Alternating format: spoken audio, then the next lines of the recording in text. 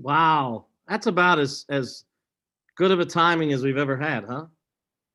I'm finally getting the hang of it.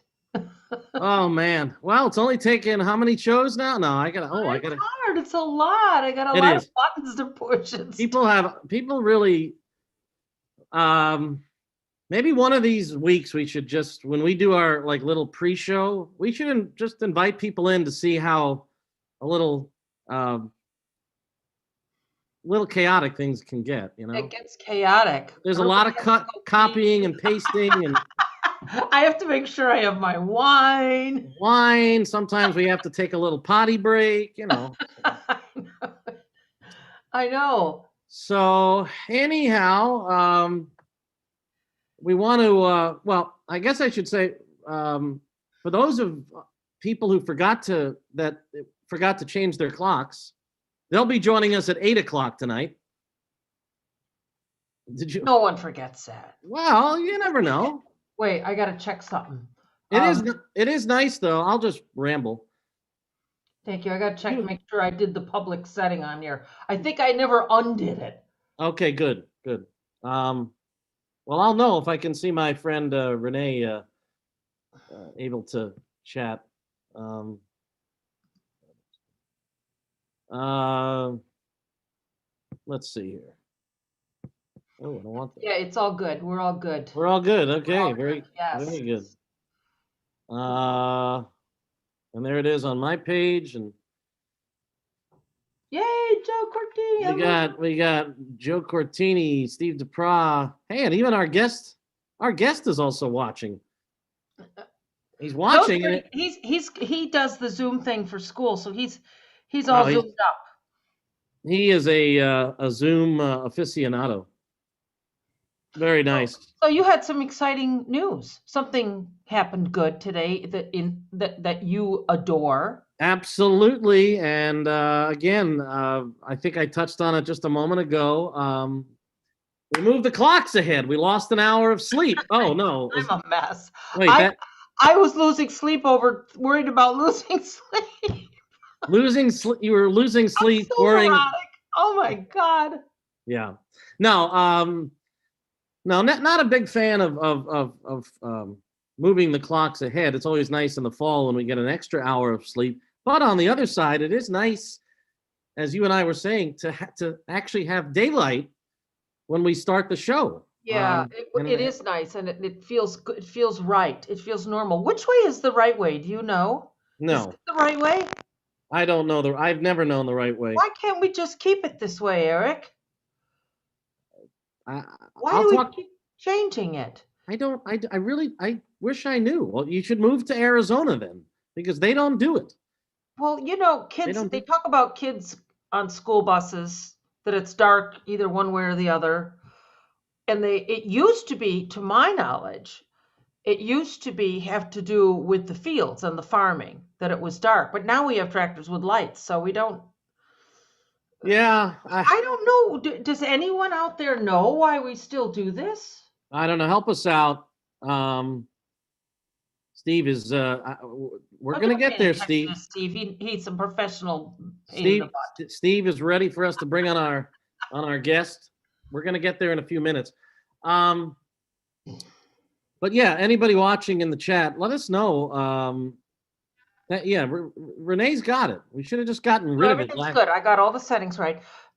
But tell us before we go any further about the thing that's really exciting. Well, exciting for those in Central New York, as we all know, everybody here. Shouldn't say everybody, but most of this area gets excited this time of year if the Syracuse basketball team, led by Jim Boeheim, who's been there for 45 years, if they make the NCAA tournament, and it was announced about a little under an hour ago, and Syracuse was kind of on what they call the bubble again this year, meaning they could have made it, they maybe were not going to make it. Most of the so-called experts figured that Syracuse would make it, and sure enough, Syracuse was picked as one of the teams, and they're going to be playing on Friday Don't know what time they're playing. We do know the team they're playing. They're playing San Diego State. What does that, is that good or bad? Or Well, I mean, Syracuse is an 11 seed. San Diego State is a 6 seed, but I mean, I think it's and Syracuse. I give a chance to certainly win that game. How far they can go in the tournament, I don't know, but that's so fun. When you were at WAER, didn't you announce sports? Wasn't that part of? I did. Did you do that at some time Oh period? yeah, no, that was my first passion. I did sports. I did football, a couple of football games. I announced some basketball games in the dome, also on the You road. did? Now that's fun. It was exciting, I'll tell you. It really was. I'll never forget. I mean, my first ever announcing for a game for WAER was a day shy of my 21st birthday, and I spent it in lovely Morgantown, West Virginia, right before a Syracuse, West Virginia football game. And what was cool is that the guy who I'm still friends with to this day, will both be turning the big 5-0 this year. And we'll both be celebrating the same day because my broadcast partner that day, a great guy named Dave Jagler, who's gone on to do Major League Baseball, he and I share the same birthday. And so every year on our birthdays, October 16th, we always will call one another and wish each other well. So yeah, I think you could have had a really stunning, that would have been another nice little route to go for you. Yeah, and I always wonder what if, but Is it too late? Is that an age? Yeah, probably it's too late. No, it's too late for me at this point. But it's it's very competitive, more competitive now than ever. But I treasure the days at WAER when I was a student. I got to travel to some great venues. I mentioned West Virginia. The first basketball game I ever did was in Knoxville, Tennessee. So again, I mean, when else would I have had a chance to go to West Virginia or Tennessee other than the opportunity to call games? So it was a fun time. But then the jazz bug bit me, and look, I'm still a sports fan, as you know, and I have a lot of friends who are professional broadcasters, but you know what? I mean, we all travel down a certain path, and I never would have guessed when I went to Syracuse that I would have been a music director for 25 years and a jazz host. I know. But considering where I came from, my dad's background in jazz, I wouldn't do it any differently. And you and I met. I mean, I don't know if you and I would have ever crossed paths if I had decided to go the sports route, So. I know, and you've become such an important dear friend in my life. Well, and you know that the feeling is mutual. By the way, I just got a text. I think I can mention this. Got a text from our good friend who's watching right now, Joe Cortini, who wanted to let me know, and I want to let our audience know too, that a wonderful jazz series called Jazz in the Burbs is actually coming back to the Green Gate in Camillus on May the 6th with the group Sola Martini. It's actually going to be celebrating Beth Ann's birthday on May the 6th. So that's great news to hear that they're going to have Jazz in the Burbs coming back in early May. And also he mentioned that Canales and Oswego will be featuring more jazz this summer. So it's hearing things like that make you feel like better I'm days. ready to bust a move pretty soon. Yeah, I know you will. And it's what's interesting is we just 2 days ago, Friday was the 12th, and I'll always remember March 12th, 2020, because I was at the Green Gate in Camillus. And that was the very last time that I was. The first place to go back to. Wouldn't that be cool? It could be. It'd be interesting if I come full circle and the first gathering that I'm a part of would be essentially the same place where my last social gathering happened. So anyway, that's great news, and we'll talk about it as we get closer. You know whose birthday it is? What's that? You know whose birthday it is? Well, it's Beth. May 6th is Beth. No, Anderson. today. Today is March 14th. My hero. Boy. Wait a second. Whose birthday is it? You don't have to guess. I mean, it's Mark Murphy's birthday, but it's also Dan DiPerio's birthday. And Dan DiPerio and our guest who's coming on are very dear friends, just like I and Danny are also great friends. Oh yeah, and for those who don't know, Danny is going to be joining us in a little over a month in April for what promises to be. Well, we're going to have to put up some disclaimers for that show, I think. But no, you and our guest today, who we should bring on any moment now, definitely know Danny better than I do. In fact, you both have been graced with. If you knew him like we do, you might have not said, "Let's have him on the show." No, I love Danny, and I know Joe does. I know you do. I know that he's given you both different nicknames. We're not going to talk about your. Well, we'll get into all that. We're not going to talk about your nickname until Danny brings it up on the show. But we can ask. I'm sure Steve will be very anxious to type it out there. But we can ask Joe. We can ask Joe what his nickname is from the great Dan DiPerio. But that show will be next month. But anyway, we. How are you, by the way? I was just rambling about Syracuse and me as an announcer. How are you? It's time to bring Joe on. Let's do that. You look lovely. Thank you. Your setup is great, and wow, happy birthday, Mark Murphy. That's I saw your Facebook post about Mark, and I didn't put the two and two together that today is Mark's birthday. So anyhow, though, we have a dear friend to bring on, somebody who a lot of you are going to recognize, and if you don't recognize him by face, you certainly have heard his sound over the years. Well, you do the honors this week. Well, giving him a proper intro. Yeah, ladies and gentlemen, the great Joe Carello.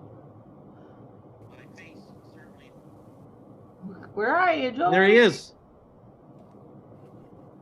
There he is. It's all right. We always have these moments like right before. That is Joe, by the way, as you can see. A nice. You can hear me. We can hear you, Joe. A little. Hey. Oh, where are you, in the closet?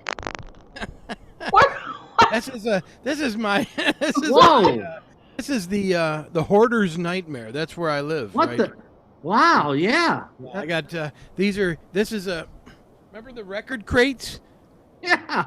Those are record crates with all sorts of old vinyl in them. And then behind Charlie Parker here, this poster of Bird is music and that although up at the top there, those are books from shows that I play, Broadway show. They're musicals up there. I forget which ones. I keep one, and check on them every now and then. And then there's a filing cabinet here. This got more vinyl in it. And then up top of that, you can see there's vinyl up there. Wow. One of those black books way up there is the Nancy. You'll remember this. It was my one of my first things that I really did with Calvin Custer, and it's the rock ensemble. He wrote me. He had a rock ensemble with the Syracuse Symphony, and it was around since I was a kid. And then Calvin, from our association with the little big band, Nancy's group and Calvin's group, I was fortunate to work with that group, and Calvin wrote me into the rock ensemble, and I had this. They added a saxophone, a reed player, to this fabulous group from the Syracuse Symphony. And the you music. were on all those shows that we did. I was on a lot of Yeah, well, I mean, With the after symphony. Yeah. after I think John Kane did it, didn't he? Didn't John do it? Am I wrong about who? Kane was in the original. John Kane was in the original Little Big Band, but he didn't do the symphony dates. Oh, not the symphony dates. No, I'm sorry. No. I mean, geez, we jumped right in. This is fun, but a couple of things. First of all,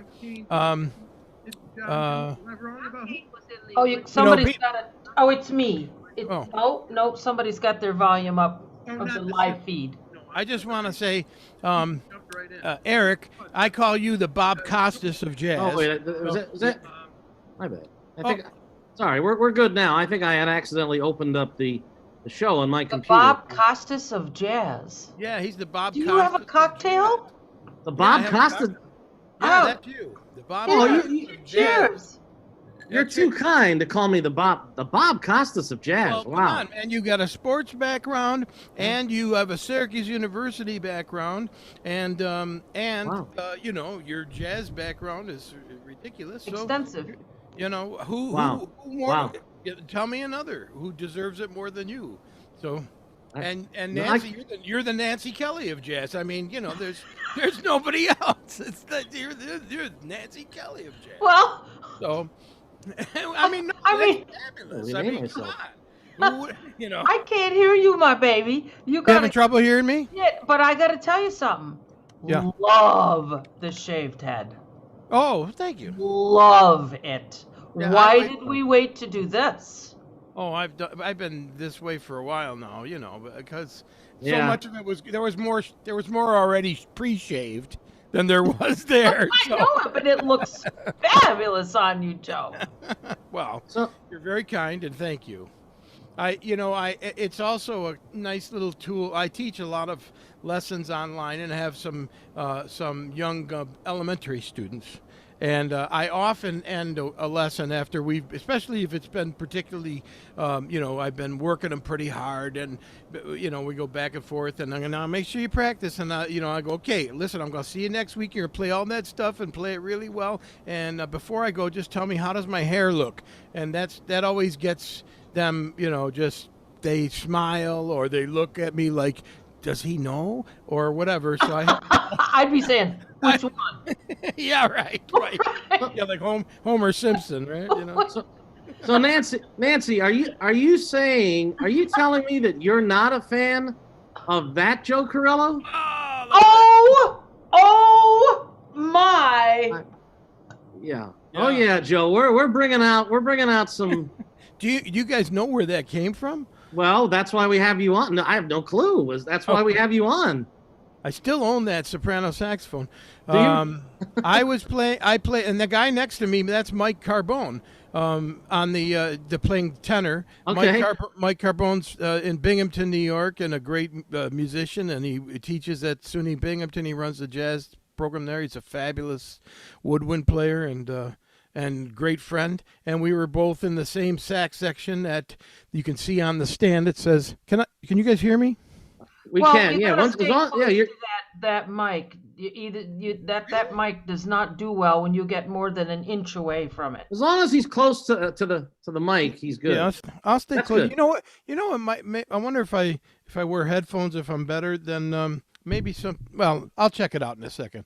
At any rate, I'm good. As long as you're on the mic, take it from a radio guy. You're okay. You're good. So. I'll keep it close. Well, hold Keep the it mic. You might be able to just hold it. I got it right here. All right. Can't. Yeah. So I'm trying to see what it says on the music books there. Where exactly was this? It says SUCP. That's State University College at Potsdam. Potsdam. Oh, Okay. so you were at school. And that was at college, and the gentleman, like I said, to the as people are viewing it, to the right of me is Mike Carbone, and to the left of me, that's Greg Kreis, and I believe he passed away. He was a great trombone player, and that was that was 1979. Wow. That was the spring of 1979, and I was a freshman and transfer from Loyola, and I was in Ray Shiner, the great Ray Shiner's big band at Potsdam, and obviously he gave me a soprano solo. I don't know why, but He did. You kind of have that Art Garfunkel look in that picture. You know? And just so, yeah, I do, don't I? Yeah, that was my high school look. I had a lot of hair, and it was, I had a neighbor when I was about 8th or 9th grade that was going to cosmetology school to learn to do hair, and he said, "Hey, could I do your hair? I want to do a perm." And I said, "Okay, you can do it." He wanted to practice on me, so I used to part my hair, like. And so he did the perm, and of course it just was nice and curly, and it never left because that's the way my hair really was, Right, it was right. just curly. So that was it from then on. Until it left me, and now I don't have anything to worry Yeah, about. but I agree with Nance. I do love this. To me, this is the Joe Carello I know and love. Oh, I love this look. I mean, you've always had a little. We don't need to dwell on that, but By the way, Joe, I changed my name. I don't know if you can see in the Zoom. I changed it to the. I love that. I am the Bob Costas of jazz for the rest of this show. I should put the Nancy Kelly of jazz. Why not? Why not? Yeah. So I just want to say that concert, which that photo, I'll tell you, it's funny because I found some of these photos recently, and they were all taken by a guy named Alex Damon, who was a music student at the Crane School at the same time, and he took a lot of pictures. That particular concert, our guest artist was Frank Foster. You guys know Frank from the Count Basie Orchestra, and he was terrific. We played, in fact, I still have those charts in my basement because Ray had me put all the big band charts, that he had in the basement, and the Frank Foster arrangements right in his own. They're all in his own calligraphy. Everything is beautiful, and Alex Damon did the photos, and he's a friend on Facebook now. We've been reacquainted after many years. It's funny how Facebook's been great that way, man. I mean, really is. for us musicians, it's oh my gosh. I'm in contact with so many people I otherwise would not be. Yeah. I love it. My wife says I live in the past, and I probably do, but it, for me, it's good. I test my memory, but I had a lot of friends that I met all over from when I did cruises and playing, when you play music, you meet people from all over the world. Well, tell us about that. That's very interesting that you did some cruises. Tell us how that came to be and what you did. Because I think I didn't actually do a cruise like that, but I played on one. It's a long story. But anyway, tell me how that happened for you. What was it? Where was it?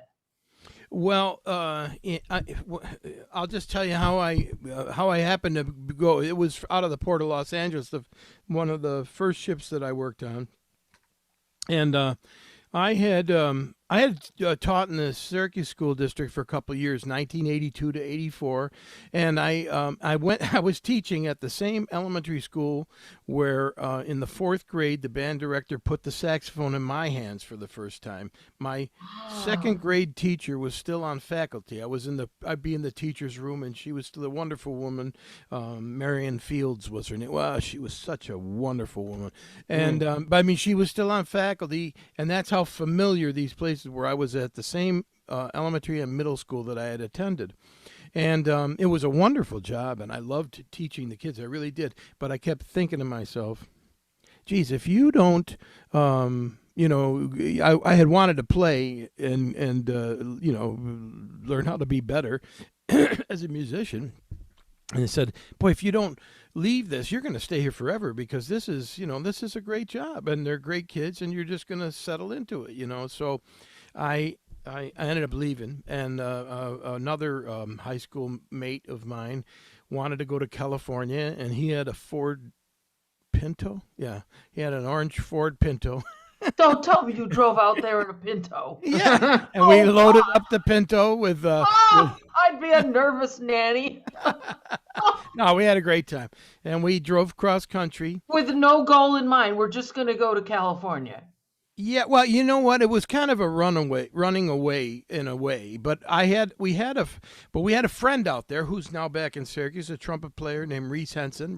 Reese is a local musician here, and he was on the West Coast for many years. And he said we could come out and stay in his. He said, I got a couch in the living room you can stay on. My roommates say it's okay, and we went out. He lived in North Hollywood, and we and just it looked like the Brady Bunch where he lived. Just a normal place on the street, a little ranch house. And we Gordon and I drove cross country, and we camped at Reese's and tried to get work, and tried to get an apartment. So we found an apartment, and Gordon started playing with some of the great musicians out there. Gordon was a fine trombonist at the time, and a University of Miami graduate. And I was temping. I was talking to a temp lady that was trying to send me out to see if I could get temp jobs or send me out on interviews and stuff. So I had kind of figured I would do that for a while until I got to know more people. And while every Friday and Monday we'd see these guys come in, they were part of they were friends of our host, and they would come to hang out for the day because they were working this cruise ship out of San Pedro, the port of Los Angeles. And to make a long story short, one of them was the sax player, and we got to know each other. And when he left the cruise, he gave the band leader my name, and I was going to go on an interview the next day, and I got a phone call from a guy I'm still friends with to this day, the band leader on the SS Azure Seas. His name was Doug Dean, and he goes, "Hey, what are you doing Friday?" I said, "What's going on?" He goes, "Well, would you come out, be on the ship Friday? Can you come out?" And I said, this was like Wednesday. I said, "Sure, I'm done." So I went out on the cruise ship, and Gordon got an apartment, and we both shared the apartment in North Hollywood. There, I never saw it. I was gone, all week long. Monday and Friday, I'd come in and do my laundry for a couple hours, and then drive back to the ship and do cruises to Ensenada, Mexico. So, what was the band on the ship? It was a 6-piece band: trumpet, trombone, and saxophone, or woodwind, and piano, bass, drums. And what was the music? Music was we'd back up acts that would come on. It was mostly people that worked on ships that had a little small book like that, and every once in a while there'd be somebody of note. We had I can't remember all the names. I don't know if you would ever have heard of a singer named Angela Teak.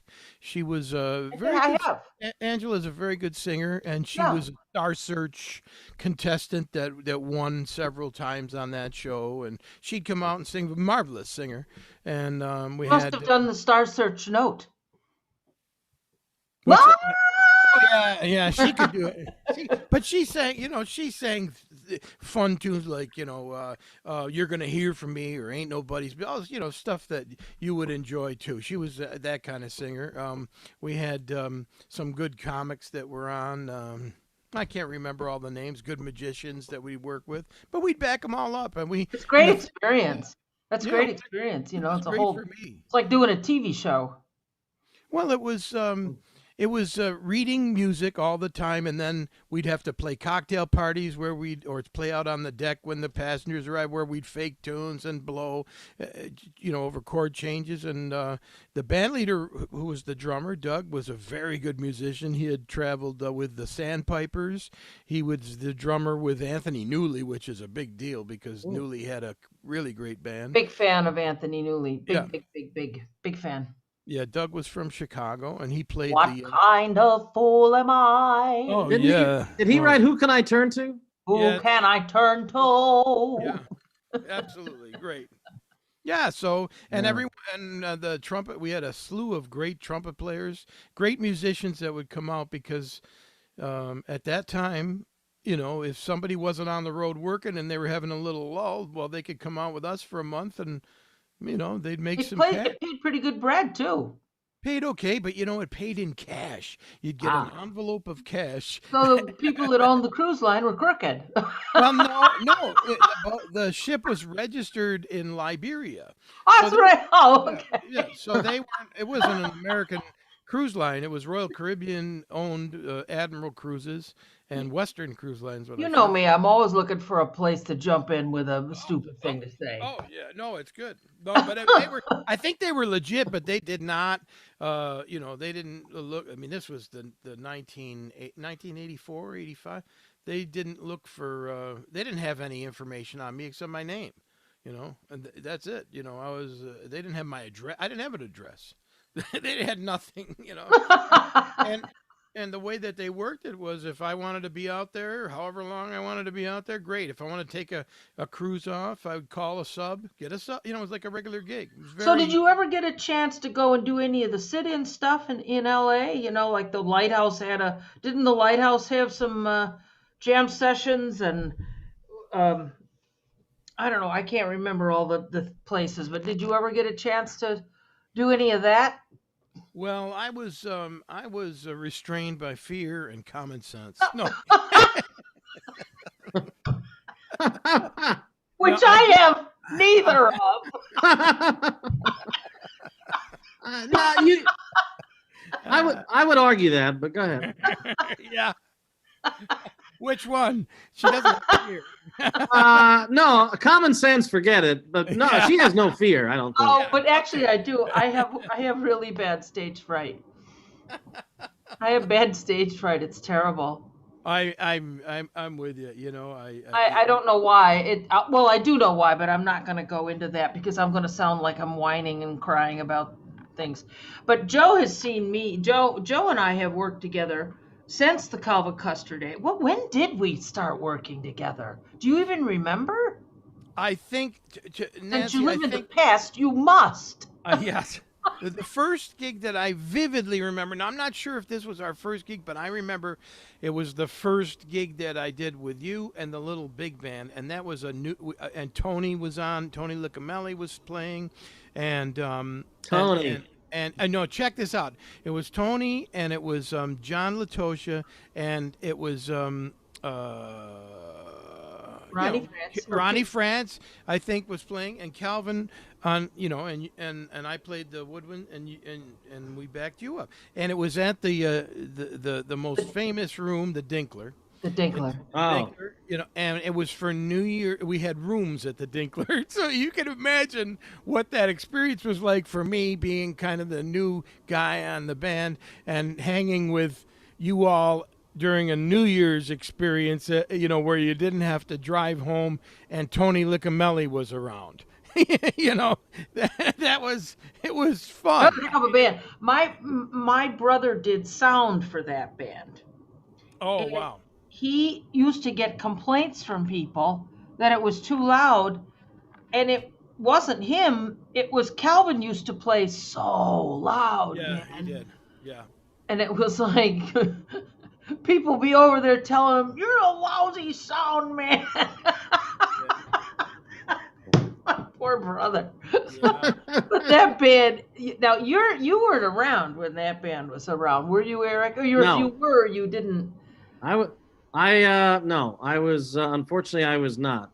That had to be one of the best organizations I ever put together. Oh, man. Calvin wrote all the horn arrangements. He was one of the first cats to really come out with the new computerized keyboard system where, he played all the parts. It was like that's how I said, man, this sounds like a little big band. And that's how we named it. I can remember. Really? I always wondered how that little big band name came about. Yeah. And it was an incredible experience. It was loud though. It was so much fun, and to be honest, I have to tell you that I always dreamed that would somehow be redone.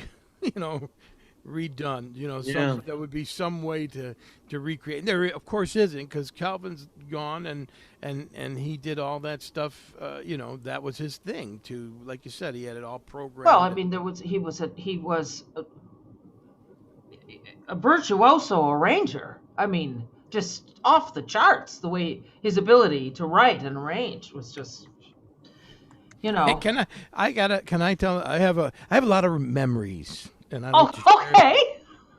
Hey, the less talking we do, the better. So please, I was just thinking of a story that involves, I think Steve Brown was there because Steve used to play guitar with the Little Big Band as well.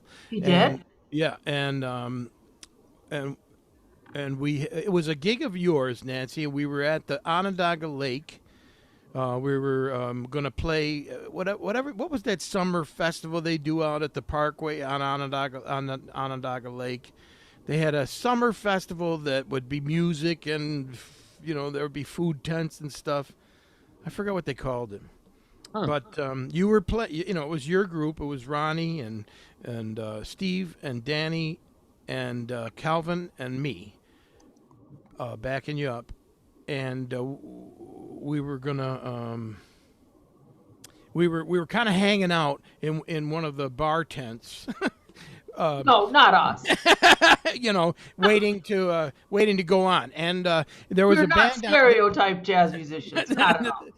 Yeah, Oh my God! that's from the symphony. That's from his. For his people who don't know, that in fact is the late great Cal Custom. You want to cry? Fabulous, Yeah. fabulous. But Yeah, continue along, Joe. I'm going to So, start. oh, I know. Yeah, so Calvin and Danny are much sitting for me. there. They're having a taste, and it's Saturday at noon or something, and there's a band on stage. I want to say it was Target, but I don't remember for sure. But it was That sounds right. a pop or top 40 band. Yeah, that sounds right. And they're doing the Rascals tune Good Lovin', is that the Rascals? Yep, good love. Yeah. And that's the part of the tune that's playing in the background, right? They're doing. And Danny, remember he was in his dad period where he called everybody dad. Hey, Remember Dad. that? Yeah, Dad. Hey, Dad.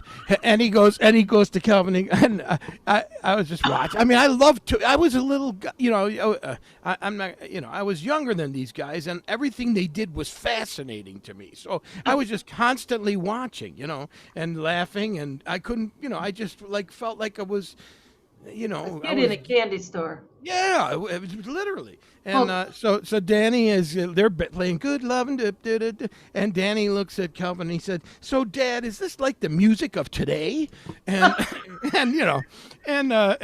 Calvin Calvin goes, "No, I don't know." He goes, and then he goes, "What's the name of this tune?" And Calvin goes, he's sitting, and they're literally singing. Yeah, they're literally. There they are, the Rascals. They're literally singing the chorus, "Good Love" and "Good" in the background. And Calvin looks he goes, I've played this tune at weddings and stuff, but I can't for the life of me remember the title. Of course, he's jiving.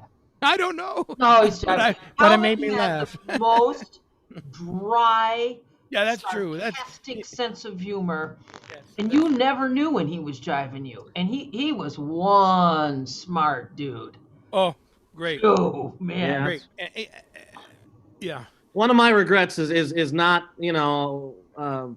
not getting to know Calvin. You couldn't get to know him. He didn't talk much to any of us. Right. He was the consummate musician and artist. Right. He showed up, he did his job. He never smiled at you. It doesn't matter how well I did, he never smiled. I had the great privilege of one time he invited me to come up to is it Henderson Harbor? I think it was Henderson Harbor. He used to do a thing up there. He had a boat. You got to get closer to the mic, Joe, because we can't hear you. Calvin had me up at Henderson Harbor, and he invited me to come and hang out. He had a sailboat, a yacht. That's the other thing he loved doing, sailing. Yeah. Did he? And I was nervous as hell. I'm going, oh my God, he's gonna know that I'm a moron. I don't know anything about sailing or nothing. And his friend Corny O'Leary, I don't know if you guys know Corny. He's an ex. Really bringing back these memories. Oh Yeah. my God! Wow. Corny is a radio, veteran from the area, and Corny was up there, hanging out with Calvin, and of course they're, it's just Sunday afternoon, they're having a ball, and I got on the yacht and I sat down, and they asked if I wanted something, they made a drink for me, whatever, and we're sailing, and Calvin says, now listen, he goes, we don't go for any lingo, any we don't like. I know where you're going. If I want you to go to the front of the boat, I'm going to say go to the pointy end, and if I want to go to the back, go to the flat end. Don't hand me that line. Give me that rope. yeah. So he was like he disarmed me right away, which I was appreciative because like Nancy said, he's always quiet and. You can't read him. I don't know if this guy thinks I'm but he was very kind to me, and and we had a blast. We really did. It's comforting to know, Joe, that I'm not the only one that felt ill at ease in his presence. I mean, he was so hard to read, man. Well, he's serious too, and very serious about music. I mean, I don't care what kind of music you're playing, he was serious about it, and he wanted it to be good. And if he wrote it or arranged it, he knew it backwards and forwards, and he would call you on it, So, so you're on the spot. Yeah, and and I think he was respectful. I just think he was particular. You know what I mean? I never felt. You get preconceived notions before you meet somebody. I was a little afraid. But once I met him, I said, oh, no, he just wants it right. I get that. I will do my best. And if he calls me out, I'll tell him I'll get it better. That's all I can do. And he was very respectful, too. I'm think surprised knowing all this that he even tolerated me for a second. Oh, well. He wrote all those beautiful symphony charts for me, Joe. Oh my goodness, I know. And you know what's sad? I can't sing them anymore. They're too high. Do you remember the last gig we did at the park, Beard Park?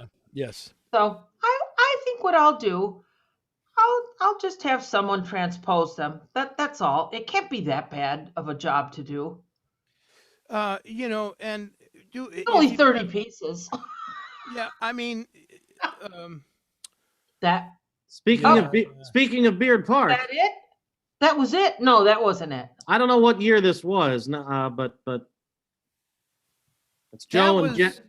I think that was another one because it's a three-horn thing with me, Ange, and Jeff. But I can't remember what year that was. Right. But this was at Beard Park, yeah. It says July 16th. I don't know. Don't know the year. It doesn't say, does it? But that's a heck of a band. I don't recognize the keyboard player though. That's Andy Calabrese. Oh, right, geez. That's Andy Cala. Yeah. Andy, sorry if you're watching. No, Andy's the man. Oh my Lord. Oh my God! Now there's a cat that can orchestrate. Yeah. He could do all that stuff if we convinced him to. Oh, man, all those horn parts and everything, he could do that. Yeah, that would be great. That would be fun to put something like that back together just for fun. Yeah. But I mean, the problem is, Joe, the people that music was, and I had this conversation with Danny the other day. Now he's learned how to do Zoom, and he calls me 25 times a day. Beer Belly, what are you doing? Ah, she said it. Wait a minute. You weren't supposed to. She unveiled it. Well, tell us what he named you. Yeah, what's your Danny nickname? I got a lot of nicknames. The first one was hardcore. That was hardcore. I was always hardcore mainly from Corello. He always used a part of your name, so Corello. Yeah, Corello. He used to, when we first met, and it was because of your symphony gig, because he was your drummer for those symphony dates. When Calvin had and I had the tenor choruses, and we hung out. That's kind of when we first got to know each other, and so I was hardcore. What's another name he's got for you? Well, he calls me Wump. Sometimes it's just Wump, and I sign if I send a correspondence to him is Wump, and then or sometimes I sign it Wumpcore, but he doesn't call me Wumpcore. And then I used to be for a time I was Beetle Bomb, and that was from the Spike, from the the what's the guy's name? Spike, the band leader, with the and you remember that guy Spike Spike Jones? No. Yeah, Spike Jones. Spike Jones. There was a horse race one, and around it, and the last place horse was always, and rounding the clubhouse turn and 31 lengths behind is Beetle Bomb. And so Beetle Bomb, or just Bomb. Folks, you have to understand that all we have done for 30 years is laugh. That's all. That's on stage, off stage. I don't think I've ever had more fun in my life than with you guys. It's always been the attraction, for me, for music. It was always hanging out with people and the social and the laughter. I mean, you said that to me the other day. You said, I really miss the hang. I really miss the hang. And we're not, we're not necessarily talking about just being on stage. What we're talking about is the hang, like standing there talking, because there's nobody like us. Not that that's a good or bad. I'm not trying to. We're different. We don't easily get along with other people. and there we go. Yeah. Are you? But you get along with it. But you get along with that guy, though. Oh yeah. Well. I can't. When he posts pictures, I was going to look for this and play it, but it takes up the whole screen, and I can't get to the internet. That's the first of two recordings that were done, big band records that were done with Peter Mack and Danny at the NOLA Studios. Did you blow a solo on there? Can you think? I didn't play any solos on there. They brought in. So the big, Eric Alexander's on that. Peter Bernstein. I mean, they had. I can't remember if it's that record or the second one. They have Lou Tabakin on. They had. Of course, Gary Prebeck was playing. I mean, it was. Danny just did. He has a show that he does. Hip Do It TV now. He's got TV. A visual show and this radio podcast that he does. And he just. Did you know that, Nance? I didn't know that. Yeah. Oh, okay. Should I not? Is it all right? Is it like I'm on a different network and I shouldn't say anything? No. I'm curious to listen to his podcast now.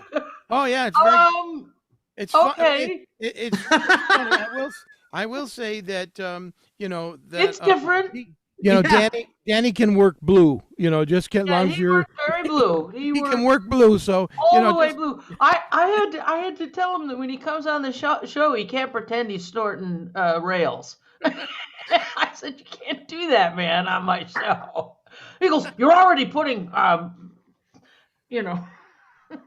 quality. I don't. Rather. Yeah. Go. Well, we could get off on a Danny tangent, and that could take us until the end of the show. But I wanted to ask you talk about missing the hang, but I wanted to ask you, Joe, what was it like getting into the studio at Subcat with Nancy that one night when that was such a great time. When you did that session at Subcat? That had to be. When was that? That was back in October? When was that? April, May? Yeah. No, I wasn't. August. I don't know. You don't remember. We don't really have any conception of time, but the only thing that bothered me about that is the way they had Joe. In retrospect, I always have so much to do when I do something. Joe was kind of a little isolated. I was very disturbed at where he was placed, to be perfectly honest. When I saw the playback, I said, "What? He is a star. Why is he not out in front?" Now, to me, you are like, if I don't have you right next to me blowing, I want you there. Well, I love that, and I will, and I'm happy to occupy any area of real estate, around you, next to you, in the corner, in the next room watching the show. It doesn't matter. It's all good to me. Well, so you'll never, but I would love that, if maybe we'll do another one, and we can get them to not put. that put the baffles up. I think that was unnecessary, for Yeah. this kind of music. But I don't, I don't profess to tell. I don't know. I just well, walk. I do. I babble on about whatever I think, and then everybody Yeah. hates me. But so what? No. But by the way, we had a comment in the chat earlier. A gentleman who said Joe Carello is freaking awesome, and I believe you would probably know this gentleman, Tony Green. Oh, that's very kind of Tony. Yeah. Tony's the fan. Well, And thank you, Tony, and right back at you, man. Yeah, right and back also at Andrew Carroll's watching us right now. you. I wanted to tell you were talking about musician. Let me tell an Andrew Carroll story. Oh, I gotta please tell do, you. Andrew. All right, Andy, you better still be watching. Oh, so because we are different, and years ago I used to teach Andrew's brother. I used to give private lessons to Andrew's brother Brian, who was a very fine saxophone player, and he started playing clarinet and ended up being, I think, maybe first clarinet in the school band, or he started just learning in high school how to play it, and he picked up the flute but he went on into more of a business career and still played saxophone, and he may still play now. Andrew can chime in if he knows, if he's there. But he's there. He's there. Yes. They used to have a little duo. They both played piano, and Andrew played flute, very good flute player, and Brian, of course, played saxophone. And so one would play the keyboard, and the other would play their instrument, and then they'd switch. And I was at this coffee house. I can't remember exactly where it was. I think it was in Fayetteville. So he might know. And with his parents, Rosalind and Charlie, we were watching the kids. I had never seen them do this show before, and we're in the club. It's a coffee joint, Right. and they're playing, and I forget who was playing what instrument at the time, but one of them says to the other, "That chord is wrong," and the other one says, "No, it's not." And they started arguing back and forth, and I remember I was smiling and watching them argue about a chord change, and I turned to the mom and dad and I said, "I'm so sorry to tell you that you have musicians." Oh, that's too funny. And Andy did just give us the name of the place. Yeah. Roasters. Yes, that's it. Roasters, right? Roasters, yes. Oh man. I, The sad. Oh, the sad That's- truth. sorry to tell you. Oh my gosh. And, Musicians. and Andrew's girlfriend just chimed in. Sounds like them. Yeah, it was like, did you ever see the Fabulous Dorseys? They used to come to fisticuffs, Jimmy and Tommy, so this wasn't too bad. They were just arguing. Oh my God. Well, when I hand charts to everybody on stage, I always I said, just play whatever, like to Dino or whoever it may be. When I just play whatever chord you want, please. Yeah. Don't look at that, because it doesn't matter. No matter what I give people, they want to sit right down and start writing their own. Like, it changes to everything. Absolutely. And that's the way it is. That's the everybody hears it a little different, and just long as they give you what you need to do. Well, and the way I work, Joe, is if somebody doesn't work out with me, I just don't call them that much. You know what I mean? Like, the people that understand what needs to happen and the sound I'm looking for, But of course, I haven't worked in a while, so I used to work all the time. Yeah. There's nowhere to work.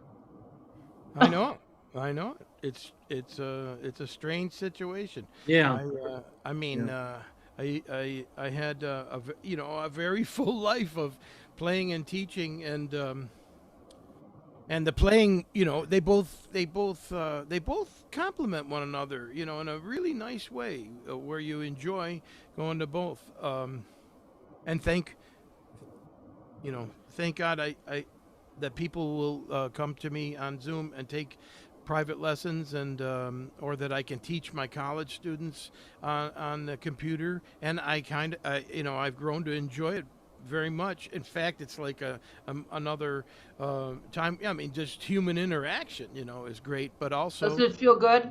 yeah, it sure does. And Oh, here he is. Tell us about this. Tell Let's us about actually your go- role here. this is another well, this isn't a casualty of the pandemic, but a casualty of just budget cuts and things. This was the parks for years, since 1970 till about 2018, I think.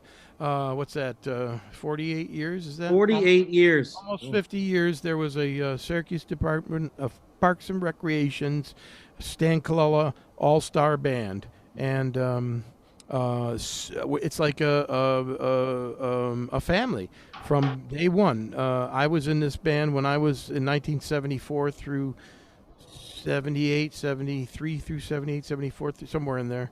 Yeah. And so many musicians that you guys know. I'm going to forget people, but Sure. Sure. People that have come through this organization and Oh, yeah. gone on. Yeah, John Rohde, Tom Burgandy, Wow. guys. I don't know if you know Steve Heyman, the great classical pianist in the area. He played the piano in this band. He also played tenor sax. Greg Barone was in this band the first year I was in it. Okay. I haven't heard Greg's name in years. Mike Dubanowitz played in the Parks band. Gordon DeVoe, that great trombone player that I told you about, was in this band. And Joe Joe, do you- Joe Magnarelli was in this band. This was a Joey Mag- great training ground. We play. Well, here's why. You know where this picture was from, by the way, Joe? This picture right here is from Michigan. No, we never went to Michigan. Well, You that's didn't? the Jazz Fest stage. Because the because- caption said Oakland, Michigan or something. That's probably because it was a Jazz Fest photo, and Oh. remember Frank Malfitano was kind of Okay. He was with the Detroit and the. Oh, So that's maybe, probably okay. I see. I gotcha. Maybe I just didn't know if the Parks and Rec band had actually been invited to play at a different festival. we've been invited all around the area mainly, and played Yeah. Okay. concerts. That group used to play. When I first started, after Stan passed, I was so honored to be asked to be the conductor of that Yeah. group. What an And, honor. Yeah. Oh my gosh. And but in a way, I felt like, you know what? I loved this band. When I was a kid, I lived this band, and I am a band teacher and a qualified director, so I felt like it was an appropriate choice. I felt good accepting the job because I felt like, hey, I loved working with Stan. I played both in his professional band and this band, and I was, I think I would love to do it, and I think I would do a job that he would approve of. That's, I guess, the way I felt. The baton was passed to the right person. Well, Yeah. and whenever I do, I will share with people that maybe don't realize this, but whenever I'm in a situation where Joe's on the stage, and like the last time we were running through those symphony charts, I mean, I turn around and say, Joe, would you please conduct for me? Because he knows the show, and he knows he'll stand right up and take over because, you can't. The guys, they need a little direction. They need someone to, this is da-da-da, you know what I mean? And like all that. Because I can't turn around and do it. I'm trying to figure out how to hit the damn notes, man. Well, But I wanted to talk about the first time we made a recording together, a for real recording. And if I could share a picture, this is a little silly. This is Joe Carello being a little silly. oh my gosh. We like Silly Joe. Wait, this is There gonna you go. go. Hold tight a second. Oh boy. That's right. That was because I didn't like having the headphones right over my ears. Gee, I could never tell. because it was just too strong to hear. This way, I beamed the music directly into my what do they call, what's that, frontal lobe? Frontal lobe. Yeah. It's a different way of transmitting the music, but it's Yeah. been successful. So This is in Linden Oak Studio in Rochester. Yeah. This is, of course, Dad. Yeah, Dad. Hey, Dad. Hi, Dad. You having a And highball, this is Dad? You having a wonderful highball? bass player, Paul LaDuca. Oh, right. Oh, my Okay. gosh. And Yeah, he's back in Buffalo, I understand. Oh, wow. So anyway, I thought we would play a little bit yeah, of your solo. It is your solo on Janine, right? My wife said that she wanted me to play Janine tonight, and I said, well, I'm not playing things, but, presenting recordings. So That's yes. what I'm going to play. Yeah. That's what I'm going to play. I have it all queued up. I So love we'll that. play through to your solo. We don't take up the whole. Let me just call my sweetheart here. Honey! so you allow her down into your musical dungeon there? Like, No, I allow her. She won't dare come in here for fear of. I'm sorry to say there's nothing but a silly picture of me here, the album cover. There's nothing to see.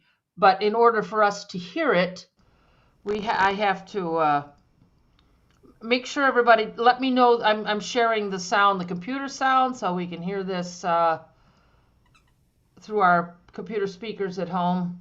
Oh, Hey, yeah. Please Oh. how's that sound, Eric? yeah, we're fine. Loud enough? Yeah, perfect. That's Paul. And bass. And Imperial. Last time he saw Janine, she looked like a royal queen, and she cruised by with some wealthy guy in a Cadillac limousine. Last time he saw Janine, last time he saw Janine, he recalled when they were both 17. He was a hippo not too long ago, but too short on that mean green to satisfy Janine. Now she's gone from him, moved away from the old neighborhood, and that for certain that she's gone for good. Last time he saw Janine, he was tall, size now in between. Love was lost to the rising cost, and since then he hasn't seen Janine.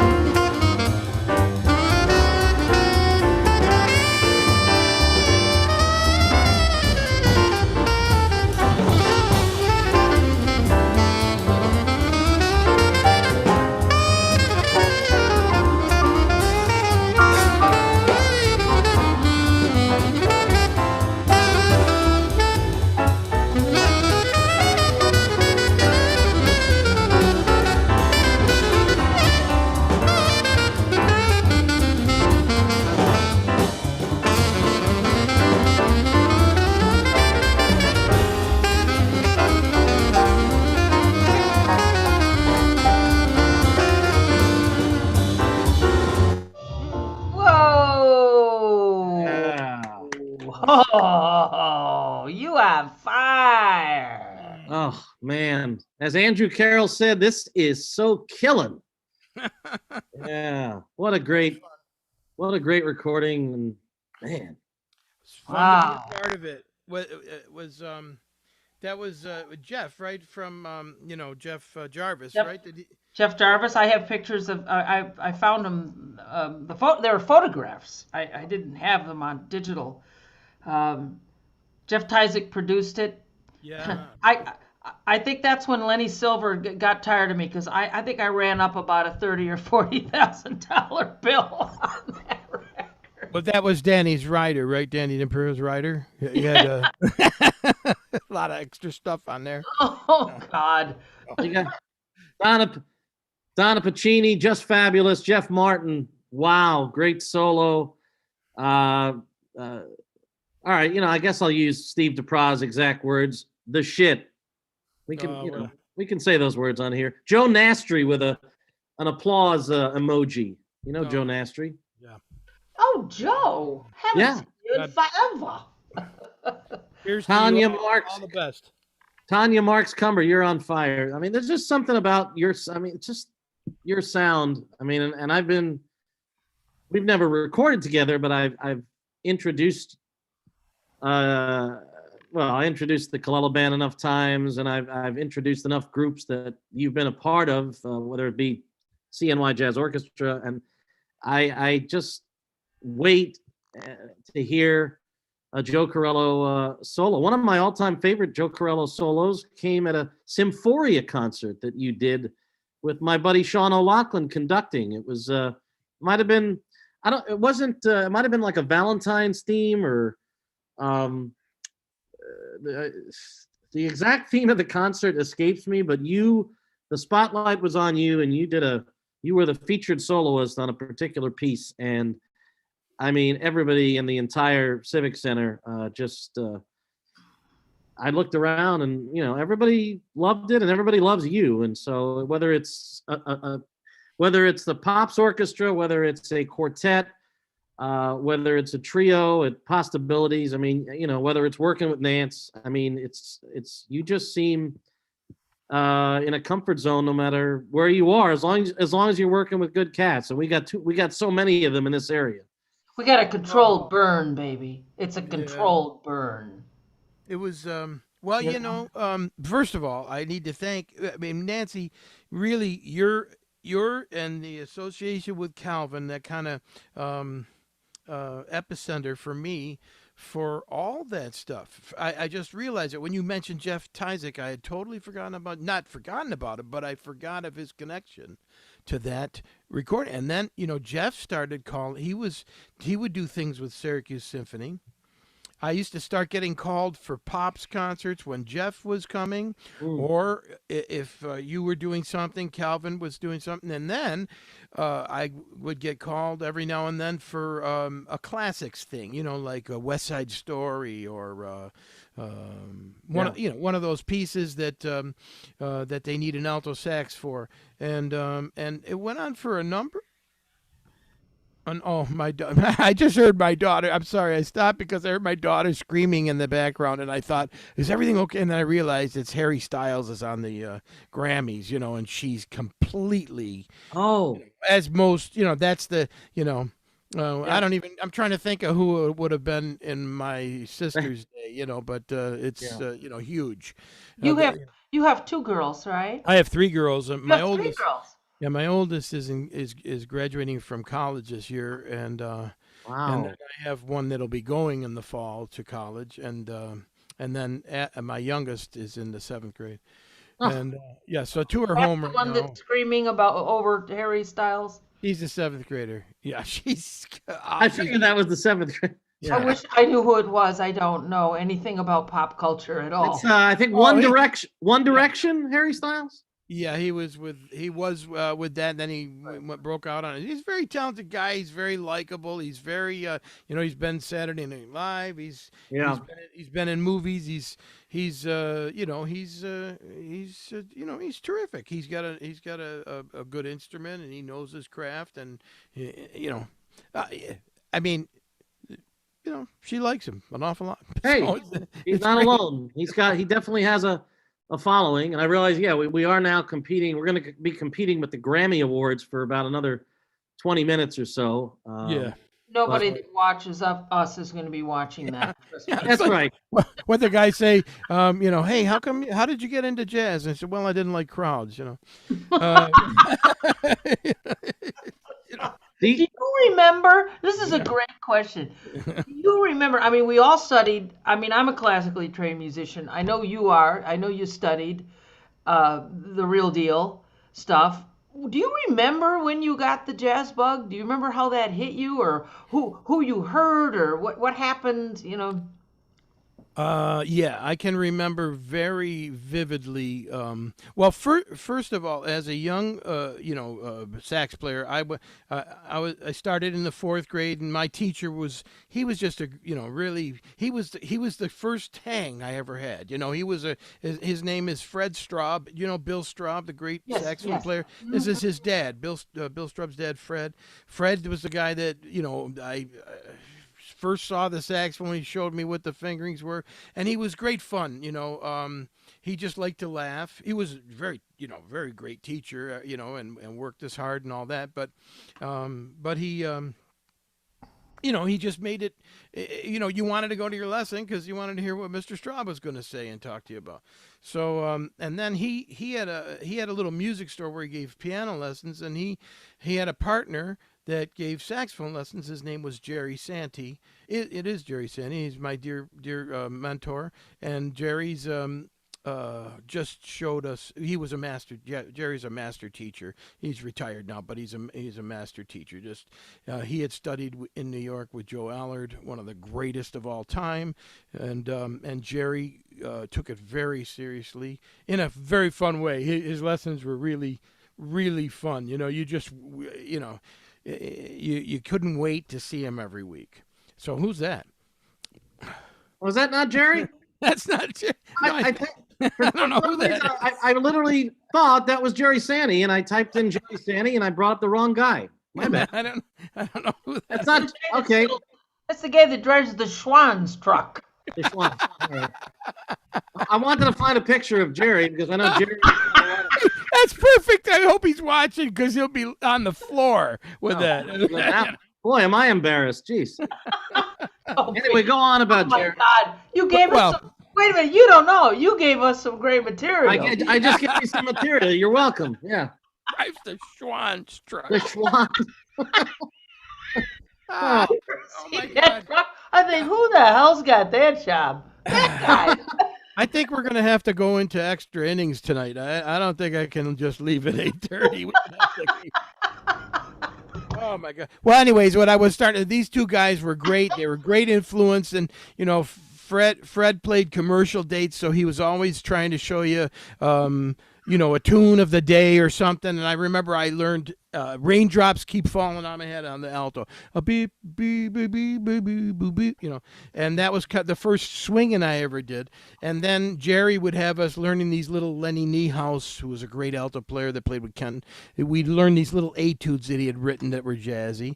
And then in middle school, I was in about the 7th grade, and the senator, Tarky Lombardi's son, Tarky Jr., was going to school at Phillips Andover Academy in Andover, Mass., and their jazz band came, and the lead alto player with that band was a guy named Tom Chapin, and Tom went on to play with he had a great recording career, died young, but he had a great music career. He played amazing flute and saxophone. He was a young phenom, and I heard him playing with this band when I was in 7th grade, and I said, oh my, I have to try to do that, So that's really where it started, and then the high school teacher had had a jazz band, and Fred started a little middle school jazz band, and it started to build momentum. And then with the Parks band, we were all interested in jazz. When I was in high school, everybody in our jazz ensemble, in our big band, I always tell kids this. I go, we could all scat. Everybody had a scat, not in tune. I don't mean that, but they would all go shop dabba doo doo doo doo. You hear that? That guy played a not just sax players. Everybody in the band, whether they were going to go be a policeman or what, everybody was into the music, and we'd listen to Maynard when he came to town. Of course, those bands were still traveling. Woody's band and Maynard's band and Buddy's band. We'd go hear them. Everybody in the band loved it. So it was a little bit of a different time. When did you settle into the, because you and I share a sort of a take no prisoners approach sometimes. Not all the time. The older I get, I'm much more mellow. But I still enjoy just laying people down in the aisles, like making bam. Well, I think you're kind to include me in that. I always feel, that's something I aspire to, but I don't, and I don't know. I think I connect on a level because I'm honest. I believe I'm honest with my playing, and I try. I don't try to be. I just try to just be me. But I was always a little timid improviser. A little bit. I remember I went to Loyola University for one semester, my first semester of college, and my saxophone teacher was a guy named Bob Shepard, who was ridiculous. I mean, he's a West Coast giant. I know Bob Shepard. Yeah. Yeah, and Bob, my first lesson with Bob, I played for him, and he goes, "You sound nice." He said, "But he said you sound like like you've been listening to a lot of Paul Desmond," which I had.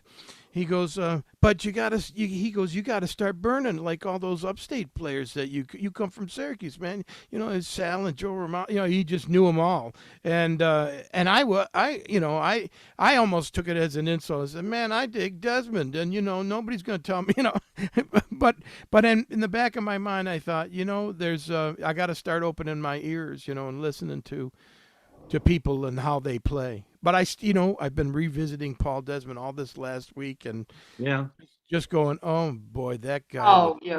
That guy was something. So who were your heroes? Who are your heroes? My wife goes, "Do you listen to anybody that's alive?" She asked me that today. And I said, "Well," I go, "I do, yeah." I said, I love a lot of the players today, and I listen to them. But when push comes to shove, and I'm on YouTube, I go, "Oh, there's a Dexter," and I listen to Dexter Gordon. I mean, I can't get over Dexter. I can't get over. He's my man. Can't get over. I heard Sonny Rollins play Doxy today. Famous cut of Sonny Rollins, and I'm going, "Oh, there's a sound. There's a sound that you just can't deny." Can I bring a picture up and hopefully this is somebody that would maybe fit in the category of maybe a hero? And I know I got the right guy this time. Yeah. Well, this is I heard Phil Woods live at the show. Well, a lot of his records, but the Live at the Showboat record, which was a 2-record set. I think it was about 1977, 76, and it was recorded in Silver Springs, Maryland, at the Showboat Lawn. And he won a Grammy for that record. And he was just, when we heard him, we thought that's the epitome of alto saxophone playing, And I in many aspects I still think that, I mean, he was still winning the Downbeat Readers Poll well into his late 70s. Yep.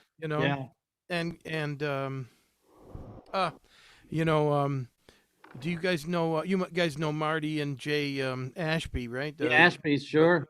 And Marty runs the Manchester Craftsman Guild, and he had to fill with the members of the Pittsburgh Symphony for they did the Bird with Strings. That was his last concert, And he told Marty, he goes, "I don't think I'm going to be playing anymore after this." And he passed not long after that. But he said, it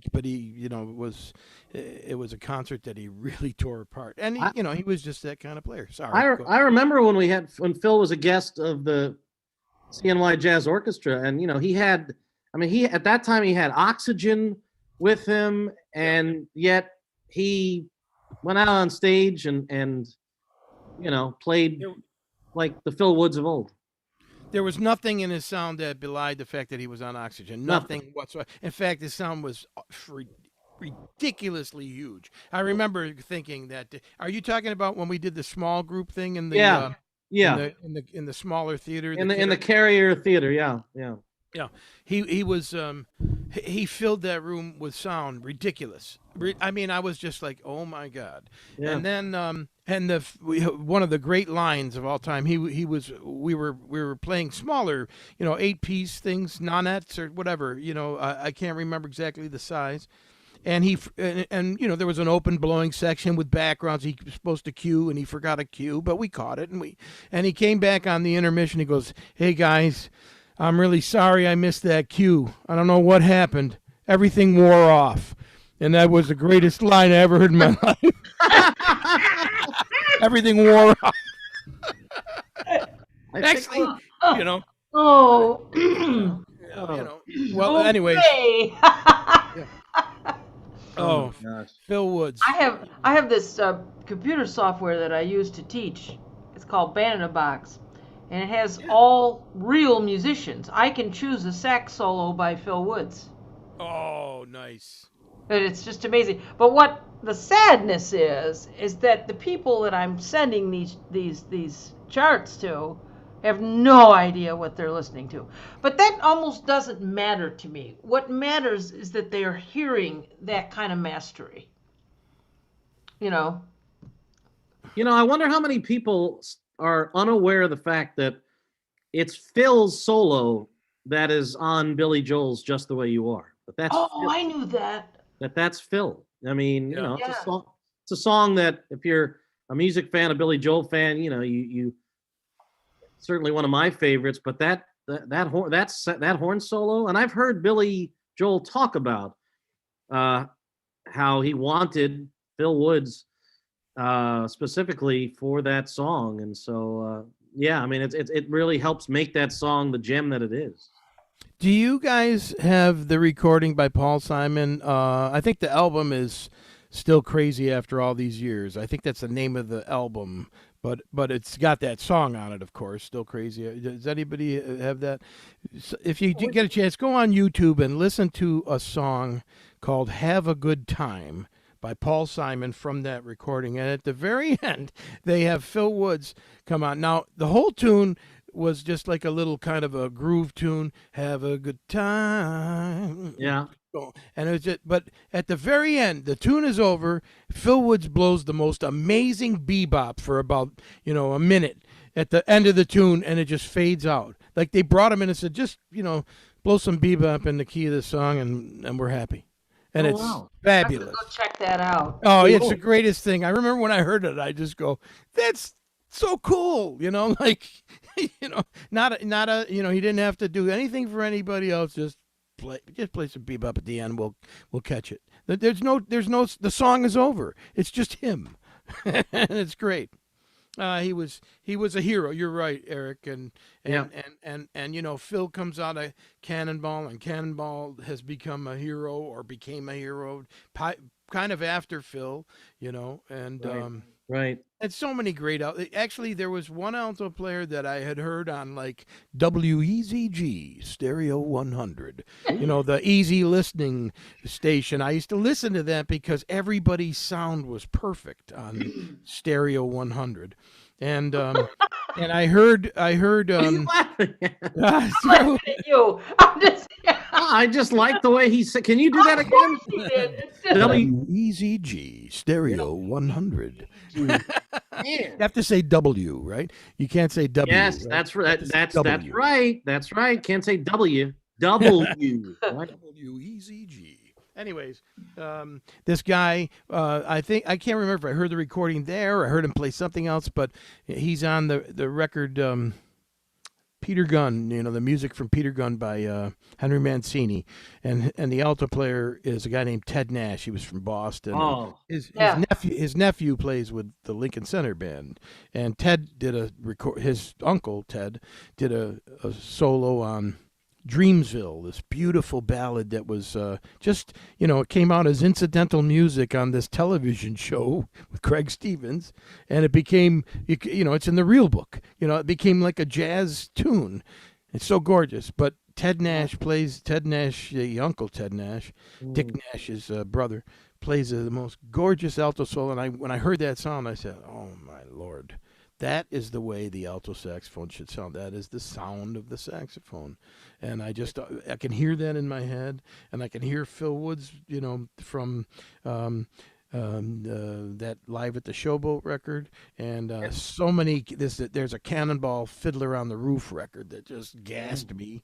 Those three records, recordings or sounds, very important, So. And what age did you get your first horn?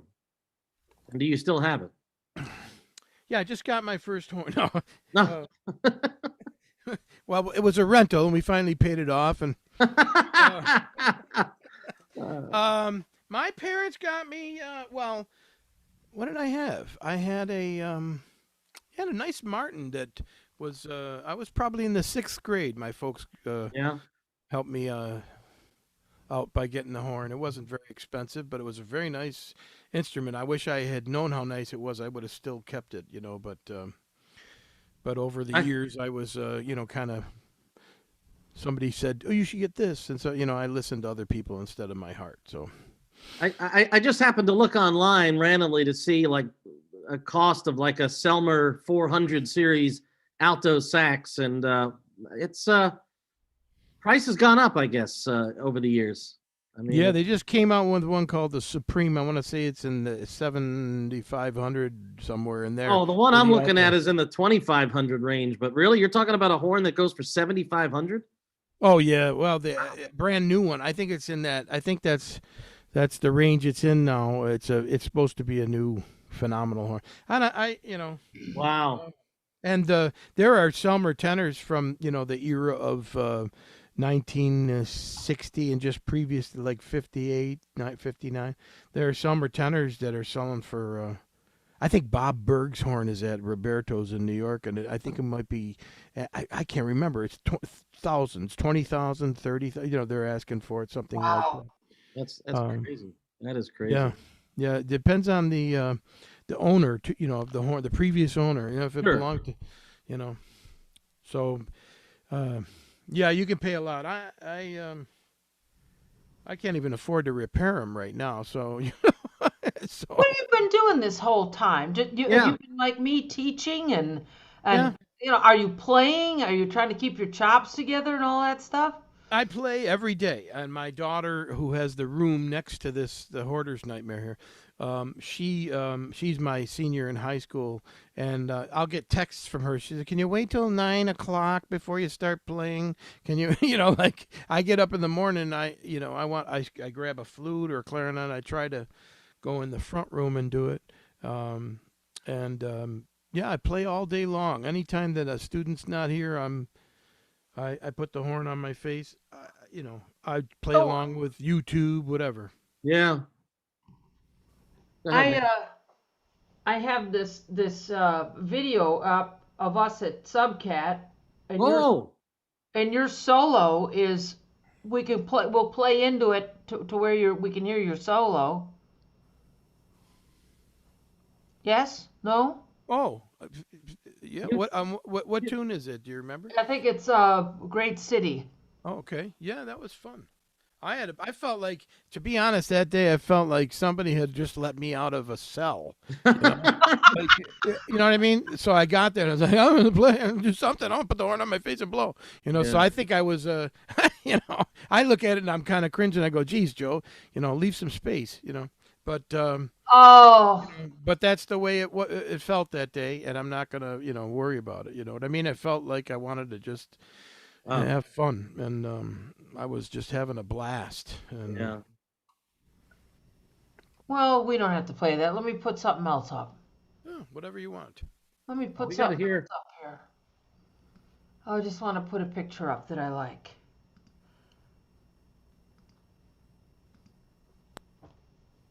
Oh, look at that! There's What Dino and JJ. Oh, Oh, that's at is that at the place? The university up at the. Yeah. oh, that's at Yeah. Citrus, Yes. Yeah. or what used to Oh. be Like Rachel's. the face I'm making, but what can you do about that? Yeah. Oh man, I've got my little screen with all you guys on it right in front of me. It's like the magazine with Mike Wazowski. I'm on the cover of the magazine.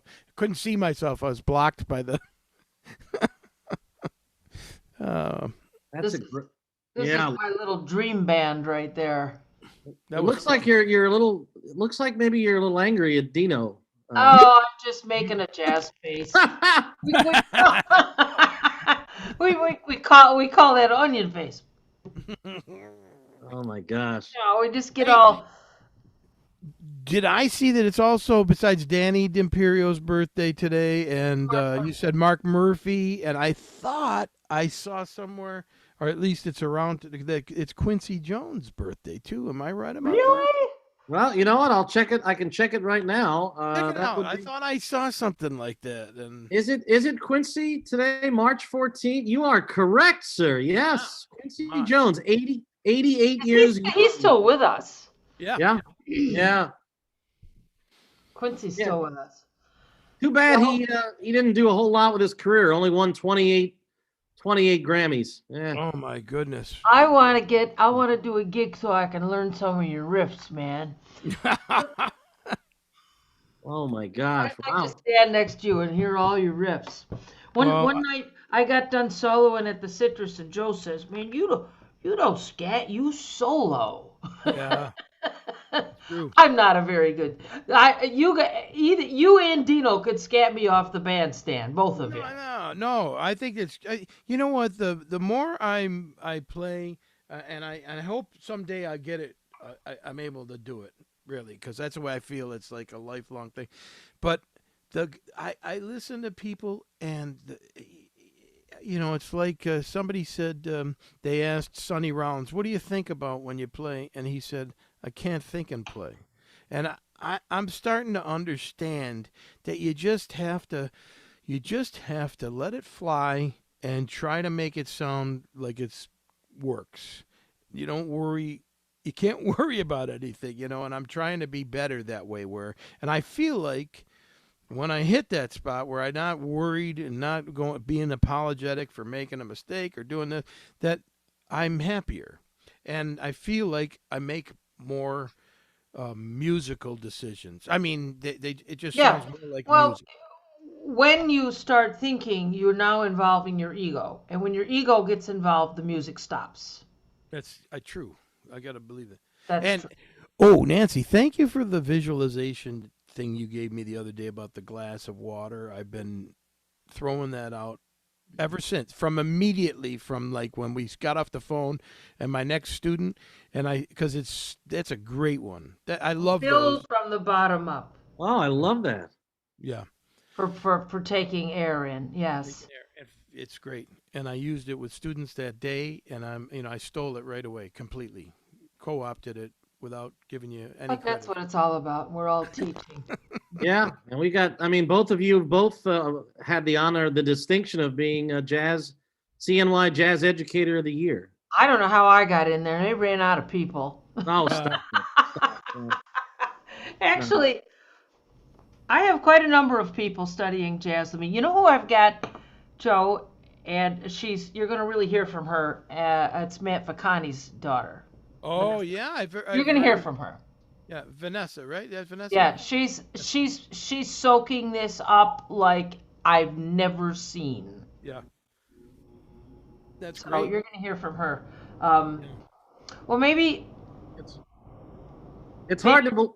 Go ahead, Dance. I was just gonna say if you can sneak around the corner and come blow a little bit at the for these kids at the Vocal Jazz Jam, we'd be ever grateful.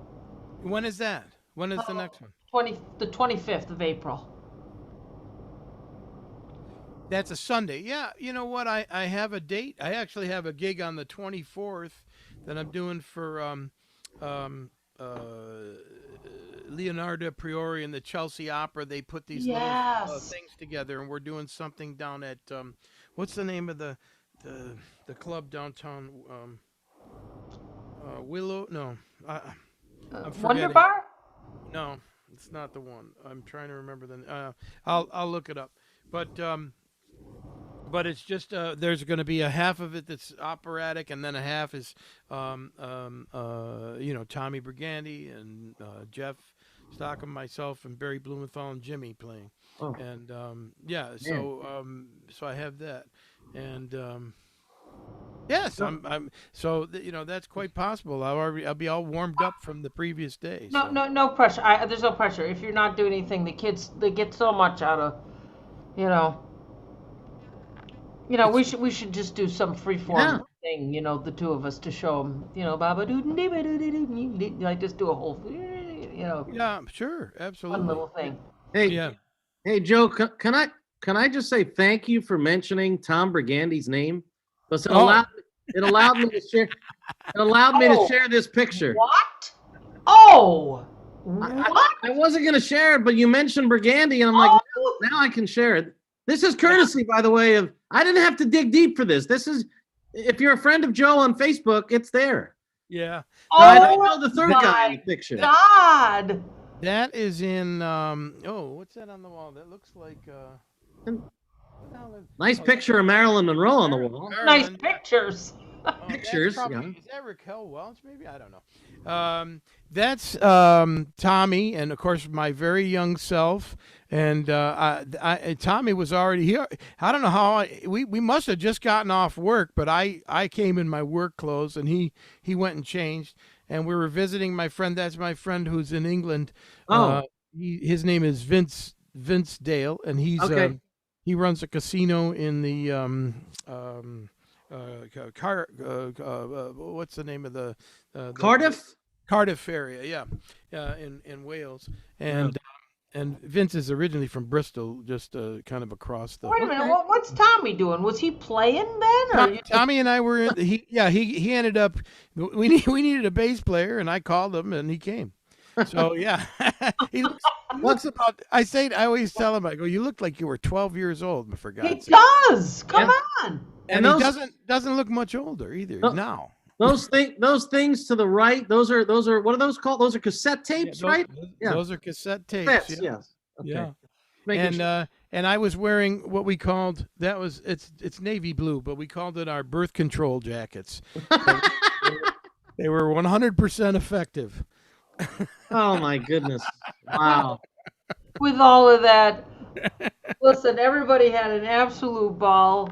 Yeah, absolutely. Absolute ball. Yeah. Joe, you have been you are truly jazz royalty here in Central New York, and if anybody doubts that Joe is jazz royalty, I think we need to kind of wrap up by showing people that when it comes to alto players, Joe Carello is the king right there. I unfortunately have a tenor in my hand, but yeah. Well, he's got a tenor there, but yeah, he is the king. And, Yeah. Well, looks like Debanowitz has got an alto there.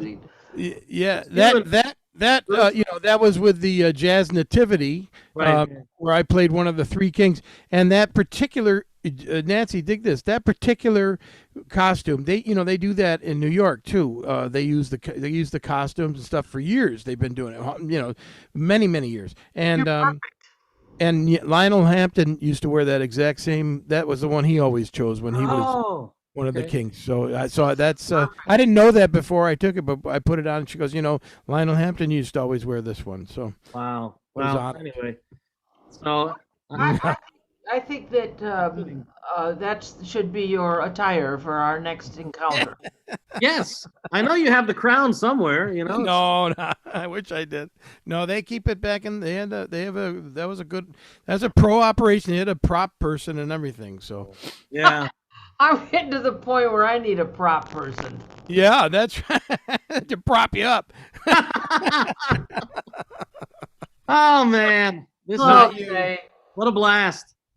Likewise, I mean this. I don't want it to end. That should tell you everything you need to know. Well, it'll be up on Facebook. It'll be Yeah. up on YouTube. You Okay. can share it with family and friends and whoever. Oh, that's so And I just love the fact, Joe, that Bird's been watching over you the entire time. Oh, well. He's always there. And you know what? We own this alto sax. It's not the one. Oh, would you play something for But us? this alto sax is the same exact vintage and everything that he's holding in that picture. Yeah. I've had a few. Blow a few notes for us. Come on. Oh, baby. Let's see if I can remember this.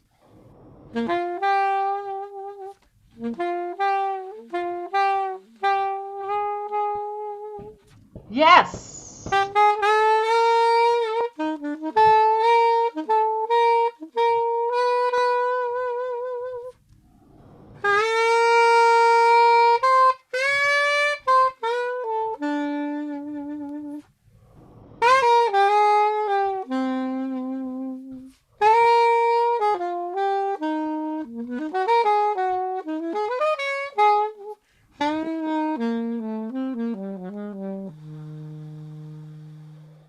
Oh, Ladies and gentlemen, the great Joe Carello. yeah. That's the way to close the show right there. Thank you so much. Oh my gosh, thank you so much, Nancy. Thanks for having me, Eric. The Bob Costas. The of Bob jazz. Costas of jazz. Yep. Ah, Thank you for beautiful. the kind words, and I cherish our friendship, and I look forward to seeing you again in person. And in the meantime, be safe, stay well, and of course, best wishes to your lovely wife and your girls. All right. Well, I'm All going the to see you best. soon, man. I'll see you on the bandstand real soon. Love you both. All the best. Love you. Love you both. All right. Thank you, guys. Night, everyone. Night, night, Nance. We'll see you Nighty. next week. Thanks, Joe. Thanks, Joe. Thank you.